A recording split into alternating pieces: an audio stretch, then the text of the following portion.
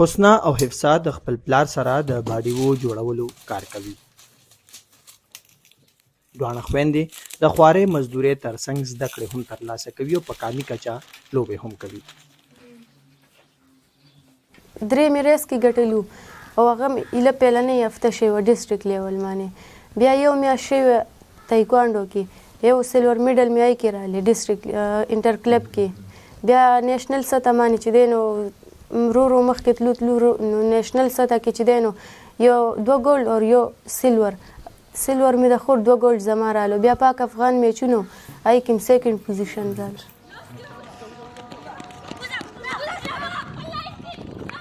دا په 23 مارچ د پېښور په قیوم سپورټس کمپلیکس کې شوې د ځغل هغه مقابلې دي چې حسنا پکې د سرو زرو 2 میډاله او بلې خور حفصه یې د سپینو زرو میډال وګټه. زمونږ ابو چې دی هغه ګوډیانو کار کوي، زمونږ انکم دونه نه دی، خو بیا مونږ ته ابو ډېر سپورټ راکوي چې دلته کې ابو سره څه پیسې د لارې کرایه نه وي، بیا مونږ وختي راوځو ځان راورسوو. د حسنا د پلار په وینا چې په لوریانو د تعلیم او لوبو کې په برخه اخیستو ترې خپل خپلوان خفه دي. خدای خواهش دی چې د لوریانو په نامه وپېژندل شي. ټولو نه نقصان دی پهلو دا وي چې تا خپل خاندان دی د هر څه نه آوټ کی بار دی کیه په دې وجه باندې چې هغې په نظر کې هغې تا ته چې دی په ښه نظر نه ګوري، وایي دا بې غیرته دی. خپل لوڼو له یا خپلو خویندو له چې دی نو د ایجوکیشن زه دې حده پورې خو قبول کي څه نه څه، خو که بیا ته سټیډیم ته ماشومانې خپلې لیږي او هغه یوازې ځي، ولې چې زما مسله دا ده چې زه یا به دلته کار کوم یا به دې سټیډیم ته رسوم نو چونکې دا ممکنه نه وه.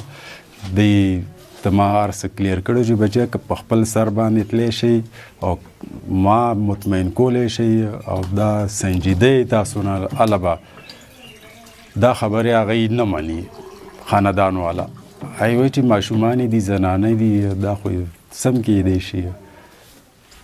نو ټولو نه زیات نقصان دی خو دغه دی چې تا خلک یوازې کي په معاشره کې، ستا کوم قریبي خلک وي ماما چاچا کاکا هغه تا یوازې کي. دې نه علاوه ستا مالي حالات ښه وي خو هر رنګې لکه ته خپلو ماشومانو له فیسیلیټي ورکولی شي. حسنا ګوهر وایي چې په ورکوټوال یې په سکول کې استادانو لوبو ته نه پرېښودې، خو د پلار مرستې او خپل محنت به مقام ته رارسولې چې په کامي کچه لوبې کوي. حسنا او حفصه په روان کال کې په مختلفو مقابلو کې 9 میډاله ترلاسه کړي او خوشبینه دي چې ورځ به په نړیواله کچه د پاکستان د اړخه لوبه کوي. عظمت علي شاه، مشال ریډیو، پېښور.